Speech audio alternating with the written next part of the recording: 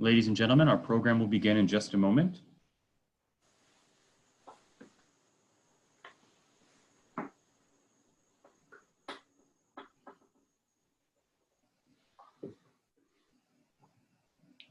Good day, ladies and gentlemen. Our program will begin in just a moment.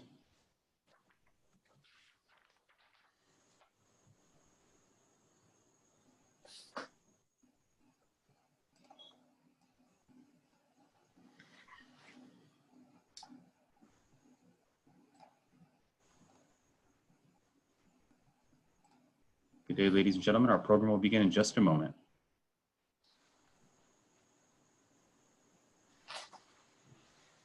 Good day. Thank you for joining American Jewish Committee and the National Urban League for Black Jewish Unity Week, a week-long effort aimed at fostering a deeper cultural and historical understanding and appreciation between the Black and Jewish communities.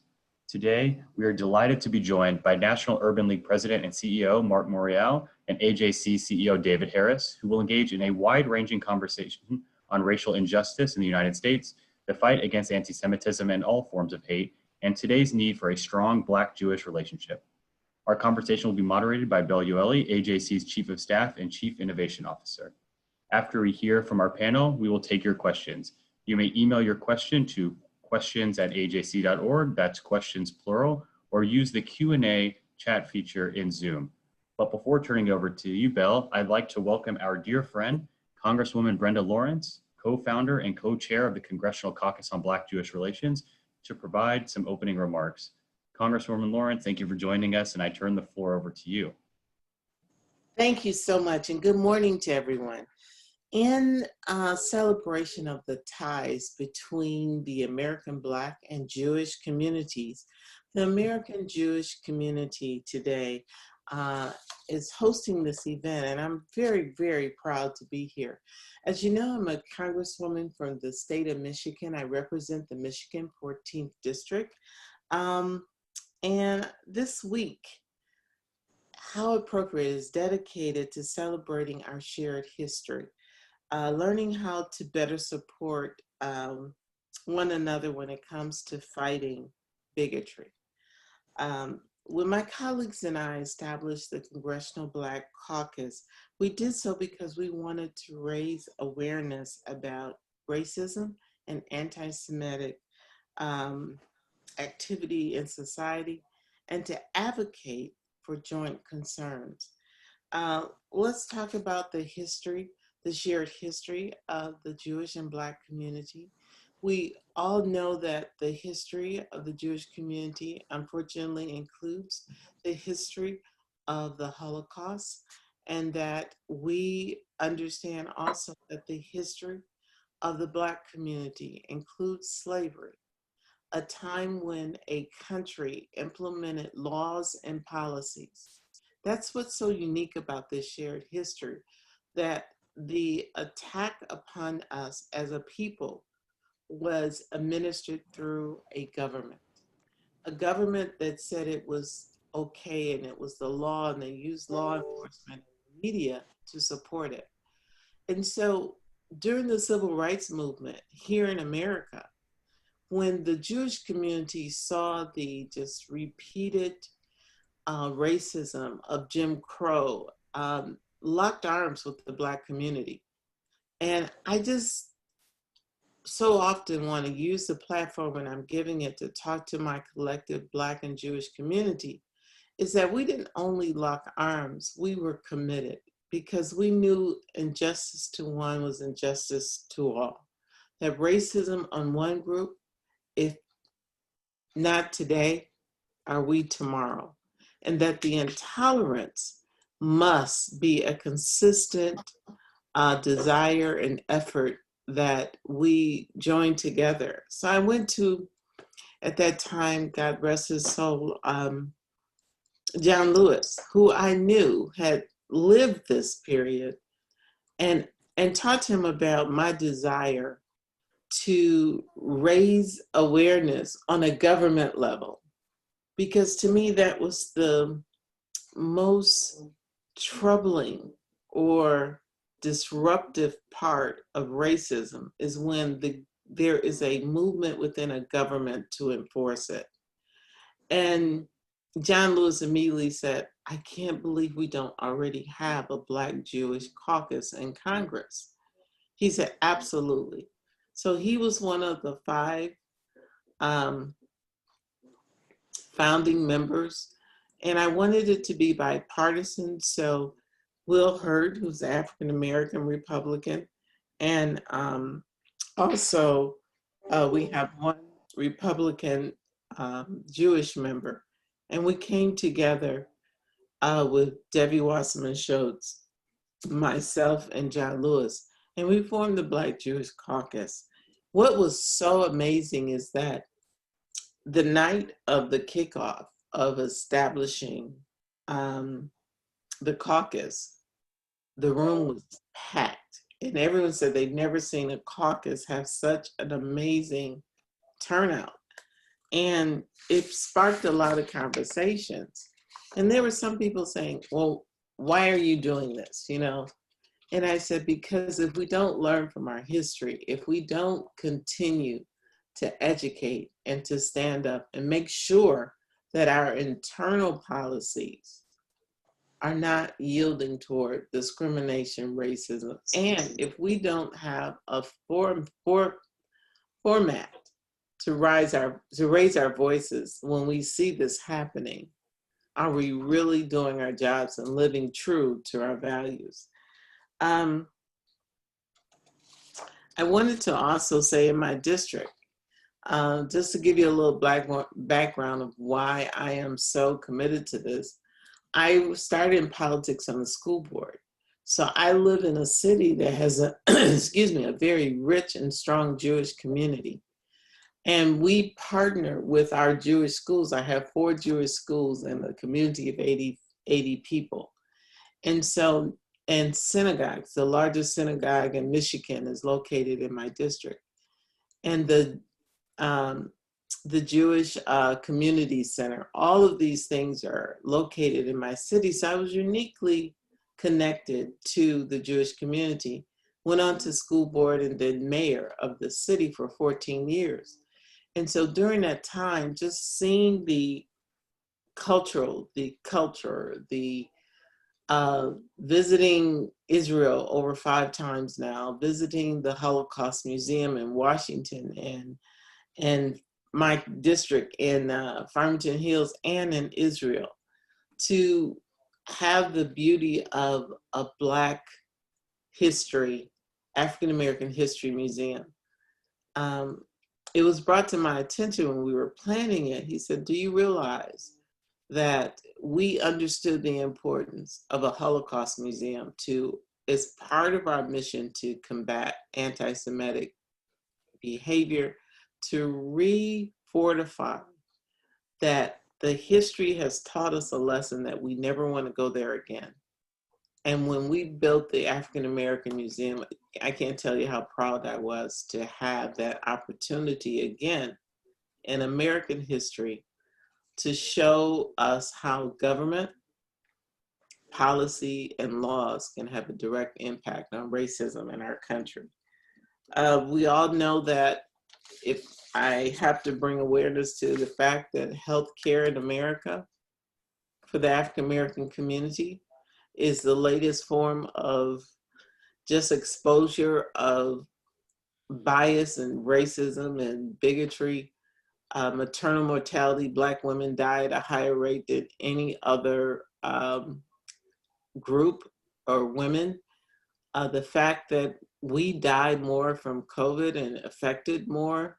And they, you know, when it first started, I started asking the question, why are we dying more? I mean, what is it that Black people are dying? And it was almost like in unison, the medical community said, well, Black people have more pre-existing conditions. They are, you know, they have more issues. And then they just wanted to go on to the next subject. I said, whoa, stop. Isn't that troubling to you in the medical profession to sit here and say, if you're Black in America, you're going to be sicker? If you're Black in America, you're going to have some pre-existing conditions that other races don't have. Pull that back, come back to the table, because we're going to have to talk about that. And we started a task force in Michigan to fight against that. I'm gonna close with this. One of my deepest desires is that when I read our history, our shared history, how even our military, the Black military, came to the defense of the Jewish community. When I read about how the Jewish community walked and gave their lives for civil rights here in the United States, it was almost without saying, we must be together. We must fight this together. I'm not sure our younger generation has that same passion. And I feel it's incumbent upon me, as well as those of you here who don't have Lady Clairol in your hair, and you know you've been around a while, and you understand how powerful our bond was and how important and necessary. So the next generation, they too understand that we are in this together. We are truly brothers and sisters.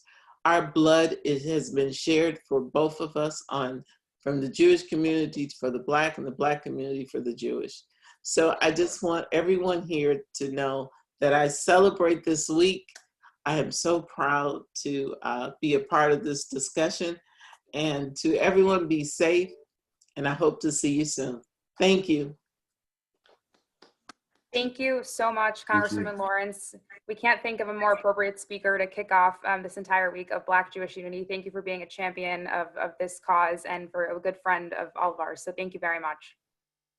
And with that, I want to welcome again our esteemed panelists and our audience. And for those who might have missed the introduction, we're joined by National Urban League President and CEO Marc Morial and American Jewish Committee CEO David Harris. Thousands of people are viewing this program or will view the recording of it in the coming days. So to begin, I'd like to invite our speakers to provide some context as to why AJC and the Urban League are having this conversation on the state of Black-Jewish relations. And Marc, I'd like to start with you.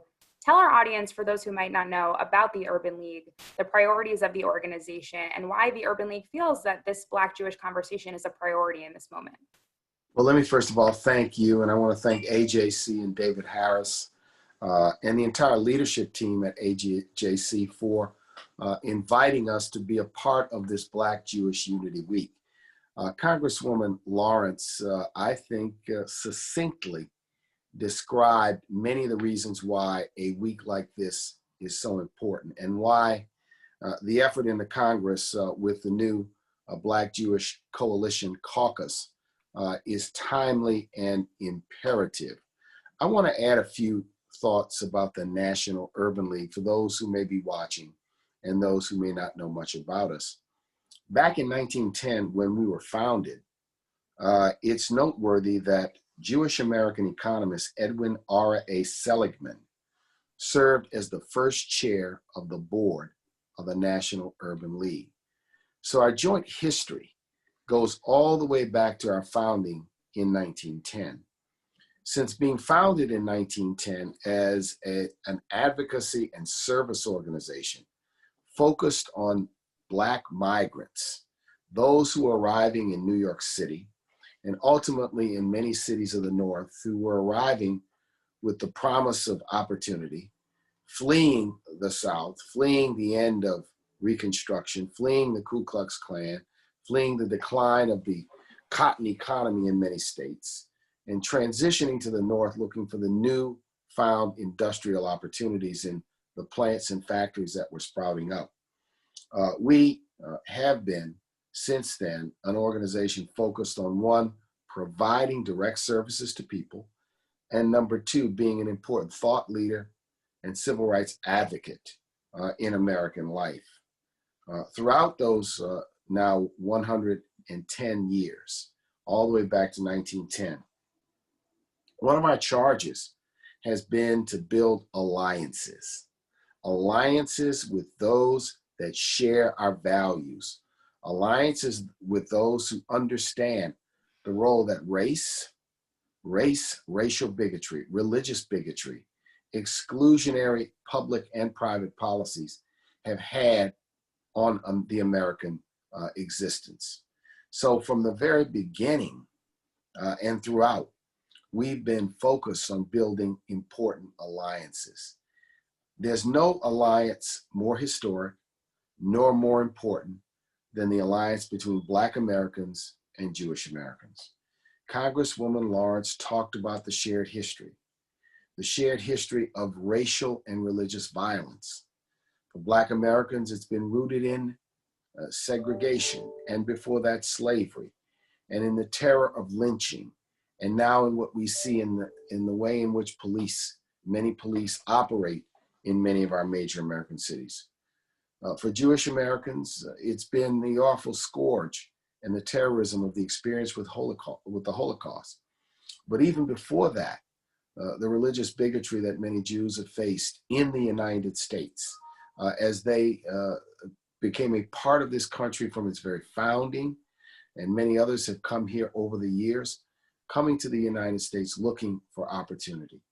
Both Blacks and Jews have always embraced the American value of justice, equality, and opportunity, but have all too often found ourselves on the side of being denied full and equal, if you will, access to those important values. Today, it is troubling, and we cannot have this conversation today, that hate crimes are on the rise. And those hate crimes, in many respects, when it comes to racial bigotry, are directed at Jewish Americans.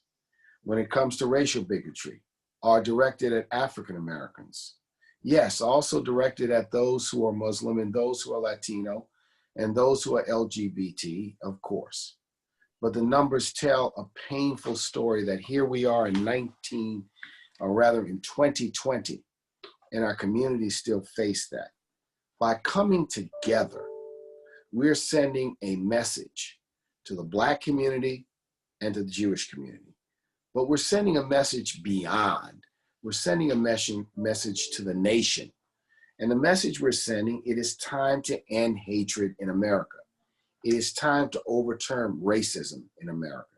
It's time to overturn religious bigotry in America. That is why a key objective of Black Jewish Unity Week is urging Congress to pass the National Opposition to Hate, Assaults, and Threats to Equality, the No Hate Act, because we want an affirmative step to be taken by our lawmakers to say absolutely no, it's time to end indeed what we face.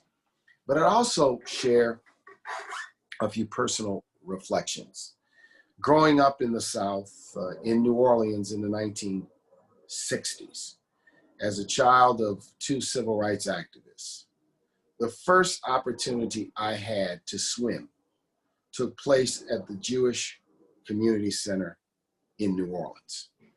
And it took place because of a relationship my mother struck up as a woman activist, collaborating with the then president of New Orleans League of Women Voters, who happened to be a Jewish woman from New York who had come to New Orleans because her husband became a professor at the University of New Orleans.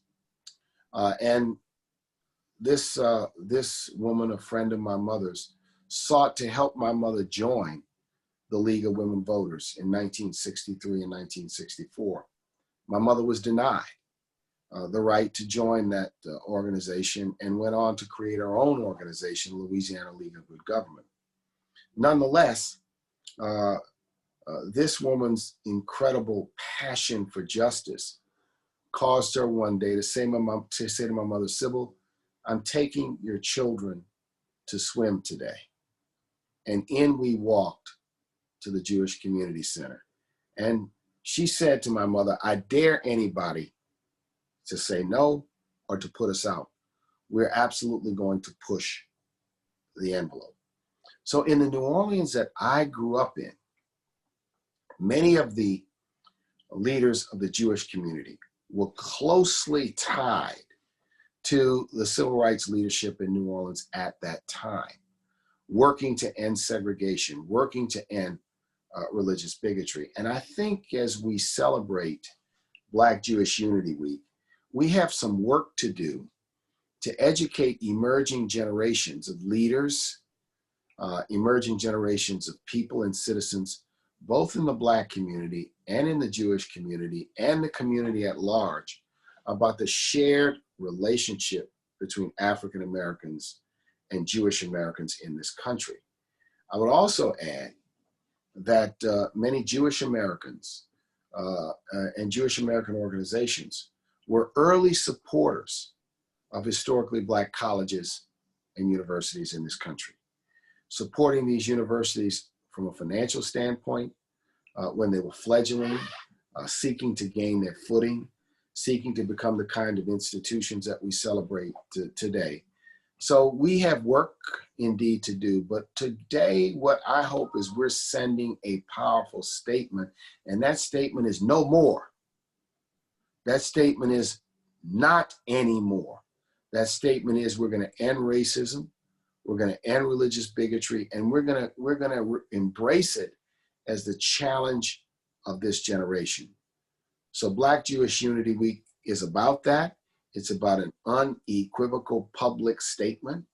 And it is also about renewing, refreshing, and reinvigorating ties between leaders of our community and people in our community across the nation.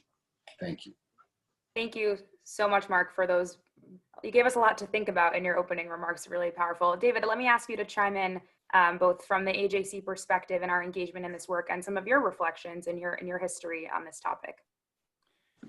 I can make it very quick, Belle, by saying amen to everything Congresswoman Lawrence said and amen to everything that Marc Morial said. But that would be uncharacteristic of me not to take a few additional moments. And it gives me a special pleasure to be with Congresswoman Lawrence because what I would add is that she chose the American Jewish Committee in June of 2019 as that platform which she described with thousands of people in the Washington Hilton Hotel to launch the Congressional Black Jewish Caucus. And it gives me special pleasure to be with Marc, not only because we share an alma mater, although I will readily confess I was there before he was, I'm well too, but both of us are Quakers. Yeah, right, University of yeah. But also because I've long admired the National Urban League as a powerful and essential voice on American urban policy and race relations and the search for justice. So this week, Belle, this Black Jewish Unity Week, has generated enormous excitement at AJC. And for me personally, I couldn't feel more excited, happier. And in some ways, I've always been of the view that though we technically start the year on January the 1st, and that's what we're told by the calendar, I've always been of the view that we start the year in September, right after Labor Day. That so I can't think of a better way to start the year than launching this initiative with which both the Congresswoman and Marc have described so powerfully. And I would add, if I may, both an organizational note and a personal note. The organizational note is that AJC was founded in 1906. And to a very large degree, we were founded in order to create the first Jewish advocacy effort to defend Jews around the world, especially Jews in Eastern Europe who were targets of the pogroms that preceded by several decades the Holocaust. But what makes me very proud of AJC was the broader understanding of what we needed to do. By 1911, 1912, we were already deeply involved in the civil rights struggle. When AJC honored Dr. Martin Luther King Jr. in 1965 with our highest award, in a very stirring speech that we still have in our archives, he said, and I quote him, "When few dared to speak," unquote, AJC was already active in 1911, 1912 in the search for racial justice, racial equality, by the way, not only in the South, but in the North. In the North. And if you look at the thread of AJC over the last 114 years, you will see, along with our struggle against anti-Semitism worldwide, the Holocaust, the rebirth of Israel and its development, that the issue of civil rights threads at every step, Bill, every step from then until today. And it gives me enormous pride. Now, why? Why in 1906, when an organization was founded to assist Jews who themselves were socially marginalized, who themselves faced restricted covenants and deeds, who were blocked from clubs and neighborhoods and universities and Fortune 500 companies, not to the same degree as African Americans, but nonetheless still struggling for their own inclusion. Why would they take on this issue, which was not universally popular? And I believe that above all, it's because of the Jewish prophetic tradition, which informed and inspired our founders. I mean, if you go, for example, to the Liberty Bell in Philadelphia, and you see what the founding fathers of this nation chose to inscribe on the Liberty Bell, it's the words from Leviticus, from the Hebrew Bible. And I quote, "Proclaim liberty unto the land and all the inhabitants thereof." Not some, all the inhabitants thereof. In our Jewish tradition, in our founders' Jewish tradition, the words of Leviticus, the words of the prophets, that we should seek justice, that we should pursue equality, were not just slogans. They informed the DNA, the outlook. And that's why I believe that our founders became so deeply involved. And that's why I think the story of Black Jewish cooperation over the century and longer is a story that needs to be told and retold. And as my children used to say, three-told. Because it's a story today which is little known. It's a story which in our current society where history kind of triggers a roll of the eyes. Don't bore me with history, Dad. The history is so important, and the history is a two-way history. This is a history not just of Jews leading the National Urban League in its early days, as Marc said, as members of their board, or perhaps as donors. This is not just the story of Jews going to Mississippi and the projects in the 1960s and giving their lives, or Jewish attorneys showing up again and again to defend the civil rights of African Americans. This is also a story, which is not necessarily as well known, of groups like the 761st Tank Battalion, made up of African American soldiers who helped liberate the death camps at Dachau and Buchenwald. Okay, this is a story that the few remaining survivors today will tell, but otherwise so many don't know. This is the story of historically Black colleges and universities that Marc referenced, who opened their doors to German Jews, to Jewish refugees who could not find places on the faculty of America's other universities because as Jews, they faced one hurdle after another. Didn't matter what their credentials were. They were being blocked. And this was the story of many, many such scholarly refugees finding a home in historically Black colleges and universities. This is the story of African American leaders who stood up for Israel when it was reborn, who stood up for Soviet Jewry when they were blocked from exiting. This is the story of the John Lewises and the Bayard Rustins and the Martin Luther Kings and so many others. This is an extraordinary story. And we need to tell it. And we need to tell it not just because it's important history, though it is. We need to tell it because, as Marc said, and I repeat, we need this relationship today as much as ever. Obviously, it's taken on different forms. It's no longer about the 761st Tank Battalion. But the work of fulfilling that vision on the Liberty Bell remains a work in progress. And in order to fulfill that vision, a noble vision not just of the Hebrew Bible, but of the American dream, we need to partner. And working together, we've moved mountains, but there are still more mountains to move.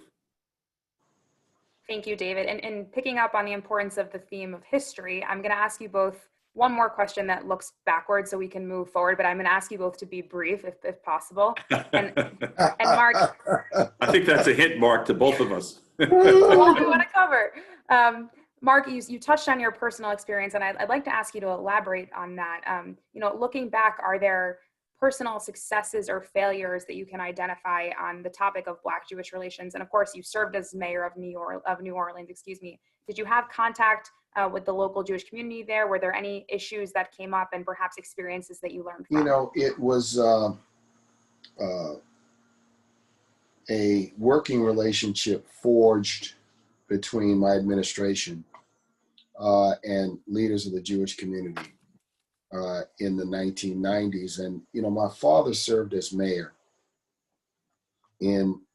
got elected the city's first African-American mayor in 1977. And in that race, he, in order to win that race, he had to secure 20% of the white vote in New Orleans at the time, because the city was still majority African-American. And one of the things I distinctly remember is that he was embraced with great enthusiasm and support by leaders in the Jewish community, civic leaders, political leaders, business leaders in the Jewish community. And a lot of it had to do with the fact that my parents had participated when they were a young couple in an organization called the National Conference of Christians and Jews. And in those days, one of the sort of strategies or tactics was for Jewish couples to have dinner at Black couples' homes and for Black couples to have dinner at Jewish couples' homes. And I think out of the work that they did in the 1960s, it formed a network of relationships that my father had. So our family always had important relationships with the Jewish community. One of the highlights of my life is in 2001. I was then president of the United States Conference of Mayors and had an opportunity to lead the American delegation to a conference then known as the Jewish Conference, rather the Jerusalem Conference of Mayors, which was an international gathering of mayors from all over the world. And about 40 to 50 mayors. And I had a chance to lead the American delegation.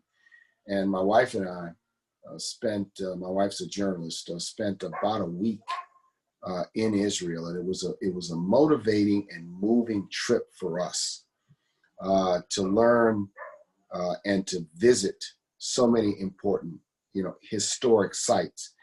And the reason why I offer that is because I think that in this, as we build this relationship, I think all of the historical anecdotes that Brenda shared and that David shared and some that I've shared need to be amplified to help a generation understand the necessity and the importance of this relationship.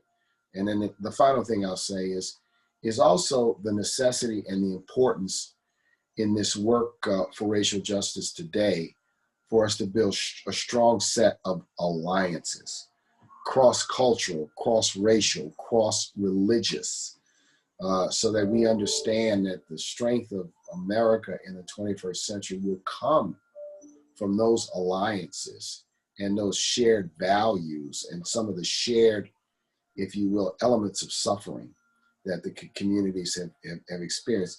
Different, tragic, the Black experience with slavery, of course, nothing equates to it. Nonetheless, we have to understand that to take a stand against it is to ensure it never happens again. Thank you, Marc. And David, let me pose the same question to you. And I believe actually you share an interesting New Orleans connection related to Black-Jewish relations, if you wanted to touch on that. Sure. Well, just first, very personally, Belle, I remember quite vividly September 23rd, 1957, because it was my 8th birthday. And I was very much focused on the cake that my parents were or were not going to buy for me.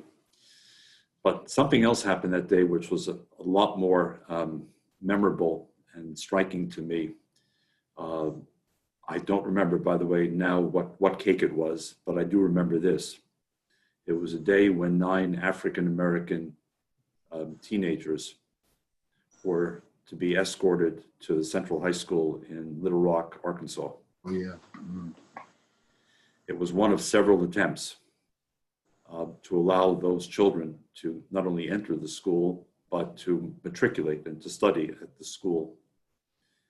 And I think that anyone who wants to understand the degree of racial history in this country, just spend a few moments looking at 1957 and the attempts to integrate Central High School in Little Rock, Arkansas. And I just remember as a child, small child, mostly thinking about sports and once in a while school, and just asking my parents, how could this be? How could it be that children could not go to school unless they were escorted by the federal government, by police, by army?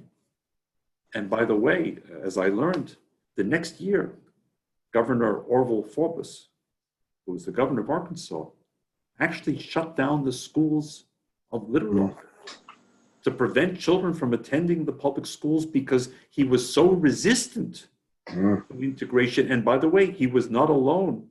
If you looked at all the data, the majority of the white residents of Little Rock and the state of Arkansas fully supported him. So for me, the shock as an immature 8-year-old has stuck with me, and people can do the math on how old I am today. And then I go forward just 2 years, Bill. Just one more personal anecdote, and then I'll get to 1959. My parents, Mark, both of my parents are Holocaust survivors. So my mother was one of the few lucky ones to find refuge in America during the war, and my father only after the war. But they took their first road trip. At the time, you had the federal highway system and these open roads and these gas-guzzling cars, but who cared because gas was cheap. And I remember they took their first road trip from our home in New York, and they went to Florida. And you know, when they came back, I was all excited. You know, what did they bring me? What stories did they have to tell? And I still vividly remember their shock as Holocaust survivors once they crossed the Mason-Dixon line. And they spoke about separate water fountains and separate accommodations and separate swimming pools. And their shock, because the America that welcomed them was an America that afforded them an opportunity, a new start. Look, it wasn't easy for any newcomer with an accent who didn't know English, and on top of it was Jewish. But for them, America was still both haven and heaven. And that same America that they cherished revealed itself once they crossed that border into Virginia and North Carolina and South Carolina and Georgia and into Florida. That's the home I grew up in. That's the home that informed my outlook, which together with the prophetic teachings of Judaism, the search for justice and equality, made, for me, the alliance mark between me and the American Jewish Committee the perfect alliance. And I found in AJC the organization that at every step tried to do its part, the marches, the legislation, the judicial actions, including, by the way, and I have to say this because it's a point of pride, funding the research of Dr. Kenneth Clark.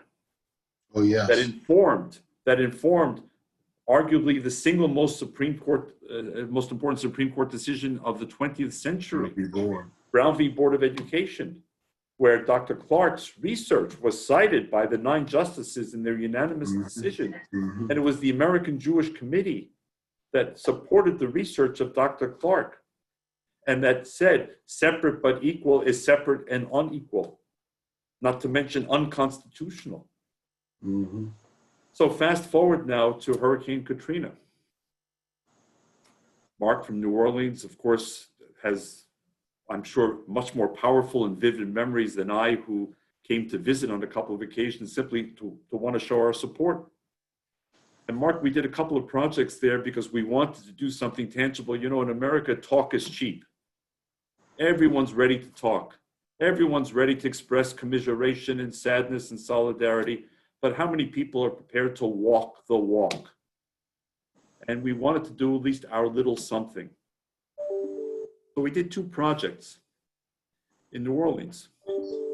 One, Mark, I'm sure you'll know, the St. Clements of Rome Catholic Church and the Gates of Prayer Synagogue. Oh, yes, in Metairie. And they both, Metairie, exactly, and they both share a parking lot. But you know, for Hurricane Katrina, she didn't distinguish between Catholics and Jews. She went after both buildings with a vengeance. And we thought at AJC, what better symbol than for us to offer support, rebuilding support to both the synagogue and the church, because at the end of the day, we may pray differently, but we're all of the same human family.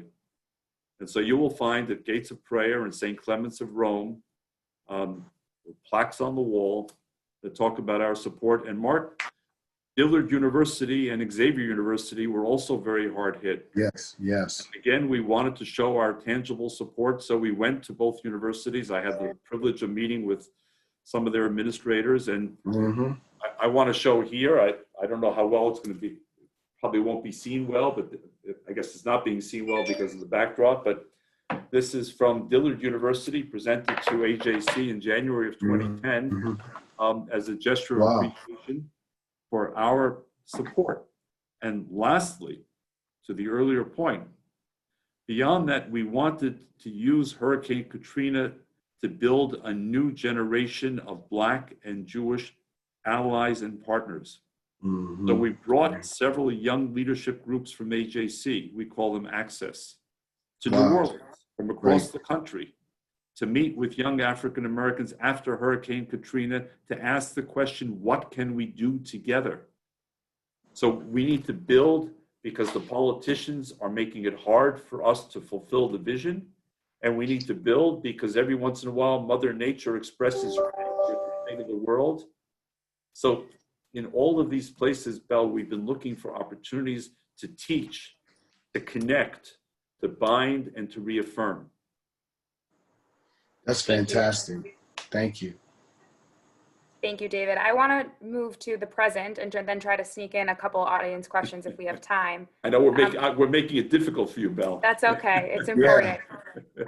So obviously, we're living through a very particular moment, this moment in the era of Black Lives Matter, and what seems to be, you know, for many, an awakening of our national consciousness around this issue.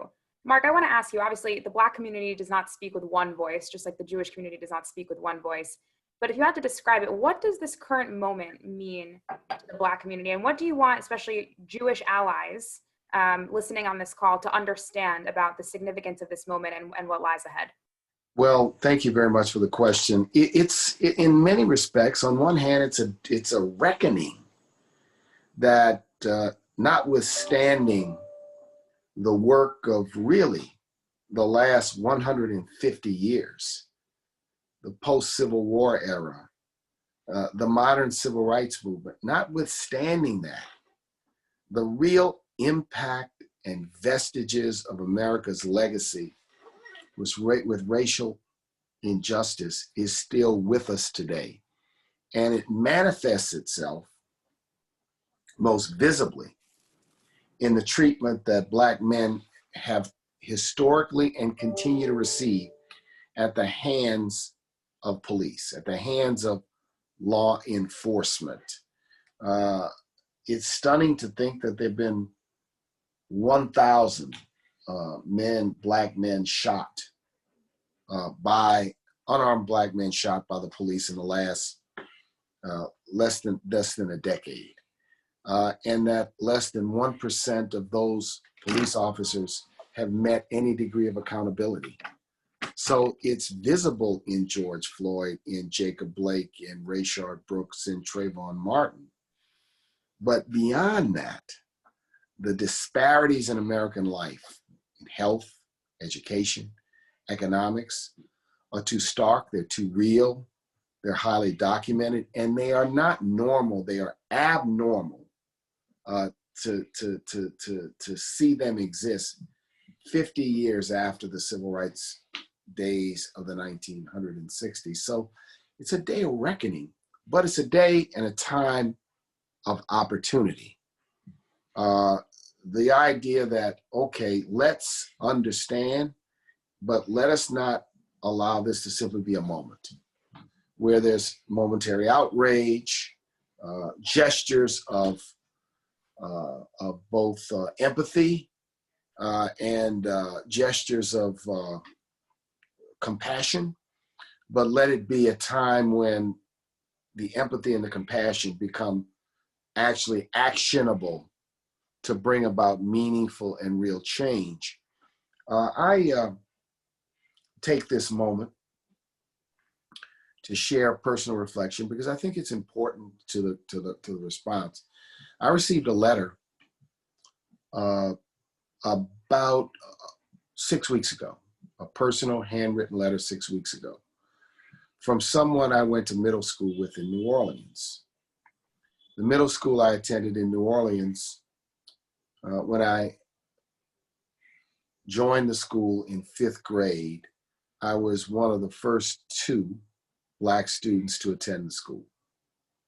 The class that I was in, I was the only Black student in the class for 4 years at the school.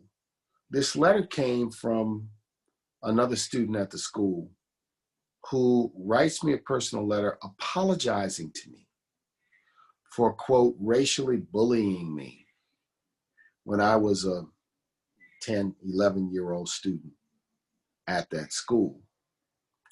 And in that letter, he references the fact that the Black Lives Matter movement caused him to do an introspection on himself and who he was and who the attitudes he held were about. Of course, receiving the letter was moving. It was stunning to receive it after so many years. But the takeaway is if this moment is a moment where people reflect and reevaluate and then take action to undo maybe what they've learned or even some of what they've acted on, then this is a special moment. We have to cure the pandemic of COVID, cure the pandemic of the economic inequality, cure the pandemic of racial injustice, but we've got to cure the pandemic that deep in the American soul is where racism and religious bigotry lie. That's where they lie. They lie deep in the soul, implicit and explicit. And we've got to undo that in order to undo the conditions. And that's difficult and hard work. But I do think that the alliance between the Black communities and the Jewish communities can be so monumental in doing that when people begin to understand that there's a redemptive nature of shared understanding and a time for reflection. And so my personal story, I tell it because it's something that has happened in the last 6 weeks. And this is a person who I don't recall very well, but certainly lots of stuff happened when I was in 5th grade, 6th grade, 7th grade at that school. Most of it positive, but some of it was not very positive. And a reflection of those times, but for someone now many, many years later to remember that and to certainly remember and to want to seek me out and write a personal note to me is quite moving and motivational. But maybe there are many, many others who may embrace the thought of introspection and maybe a commitment to work differently. So we've got to work together. Otherwise, if we do not work together, the future for this country is one of friction. It's one of conflict. It's one of continued hate crimes. And it becomes a normalization out in the open of bigotry, hatred, and racism. We cannot allow racism to become normalized and acceptable. We cannot allow religious bigotry to become normalized and acceptable.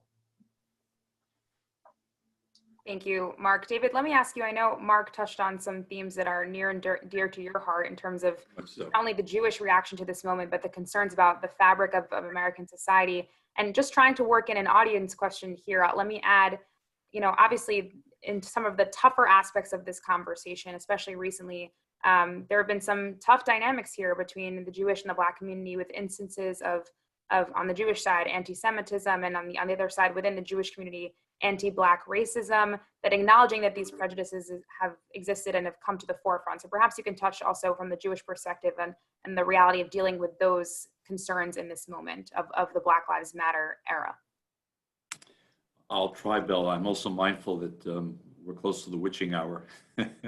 And these are big topics you've introduced, and I don't think that I can do justice to them in our remaining minutes. I would just say, firstly, that I think that part of our challenge today, and Mark said it so eloquently, but I think for a number of Americans, and I'm sure some Jewish Americans are included, the election of Barack Obama in 2008 and his re-election in 2012 may have led many Americans to conclude that, in a sense, we were now moving into a post-racial society, that with all of the trauma and all of the tragedy, there was a promising new era here. An African-American had been elected president and had been re-elected president and had high polling data, and his wife to this day has high polling data were she to run for office. And that there are many other sort of illustrations that each of us can point to of progress. And there has been unquestionable progress, certainly for those of us like myself who remember 1957, not to mention those whose own family stories include sharecroppers. John Lewis, whom I knew very well, would share his own family story. But nonetheless, I think many Americans wanted to believe we were now moving into a new and promising post-racial era in America. And recent events, I think, have brought us back to a reality that says, with all the progress that has unquestionably been made, and there has been progress, that there is a long way to go. And so this story that Mark told now about the letter he received, and I think all of the events that we've been witnessing from Louisville to Minneapolis and well beyond are just sobering reminders that there is much still to be done. And I want to stress what Mark said, because to me it's also at the heart of this. It is about racial justice. It is about intergroup relations. It's also about, if you will, the future tapestry of America. What kind of a country do we want to be? And I think in Black Jewish Unity Week, what the National Urban League and the American Jewish Committee are saying is, we know what kind of a country we want this to be. We believe that our vision is aligned with the founding values of America, even if those values were not always implemented in the spirit we would have wished. We're standing on one side, defending our vision of America. We know there are people with a different vision of America. And we know that some of those people don't see either African Americans or Jews as an integral part of their vision of America. So there's no room for bystanders here. There's no room here for fatalists. There's no room here for those who simply want to outsource the work to others, as if this battle for the soul and vision and future of America were someone else's battle. It's our battle. In a country today where the highest number of hate crimes based on race are targeted at African Americans, and in a country where today the highest number of crimes that are religiously based are against Jews, we not only have to stand on the same side, we have to link arms And we have to march together, advocate together, teach together, educate together, legislate together, because whoever's watching, with all the progress, the battle still goes on. Yeah. We have to be sure that not only we're in the battle, but ultimately we win the battle. And not just for the sake of the African American and Jewish communities, but for the sake of our collective vision of an America that fulfills the promise of those words on the Liberty Bell: proclaim liberty unto the land for all the inhabitants thereof. Thank you. Thank you, David. As you mentioned, we have approached the witching hour, but very quickly, first I want to apologize to our audience. I think we're going to need a part 2 to dissect some of this relationship more, and Let's obviously a do lot it. of issues we didn't get to touch on, so perhaps we should. But very briefly, you've both been so positive in the meaning of this week. I want to ask, obviously the people who are responsible for the future are the younger generations, and in many ways are leading the national conversations around the issues that we're facing at this time. So David, let me come back to you briefly, and Mark, if you want to chime in here. What is it that we can do? What does the future of Black-Jewish relationships look like? AJC has AJC Access, our Young Professionals Division. I know the National Urban League has a Young Professionals Division. What more can they do together to really take this task on and educate and all the other things that you mentioned? Well, Belle, I'm glad you asked, because when we sat together, the National Urban League and the American Jewish Committee, to plan this week, one of the things that we said to each other was, we don't want this week to end. We want this week to be a launching pad. So what is it that we can do that will outlive this important week? And we agreed that our Young Leadership Division and the National Urban League Young Leadership Division would launch a new set of projects, of partnerships, because they are the future. And so we're thrilled at AJC that not only can we celebrate this week together, as we're doing starting today, here and now, but you know what, Belle? A week from today, and a month from today, and a year from today, we're hopeful, I hope I can speak for Mark, I think I can in this case, that our young leaders of the Urban League and AJC are going to continue to partner regionally across the country. The Urban League is in dozens of cities across the country. AJC is in dozens of cities. We're going to get together. And the mandate to them is going to be talk, but don't stop with talking. Talk, get to know each other, form friendships, learn each other's histories, feel each other's anxieties and hopes, and then act together. It's the process of acting that has achieved so much. We need future Black and Jewish actors working together, and that's what we offer in the weeks to come. Mark, anything you want to add before we sign off? I'll just paraphrase John Lewis. Let's make some good trouble together. What a great note to end on. Thank you both so much. I'm just going to turn it over to Daniel. It's going to close us out. Thank you. Thank you, Belle. Thank you, Mark. Thank you. Thanks, David. Thank you both for such a fascinating and important discussion. I would also like to thank our audience for joining us today, and for more information about Black Jewish Unity Week initiatives, including programming taking place on Wednesday and Thursday of this week, please visit ajc.org/Black Jewish Unity. Thank you again, everyone, and goodbye.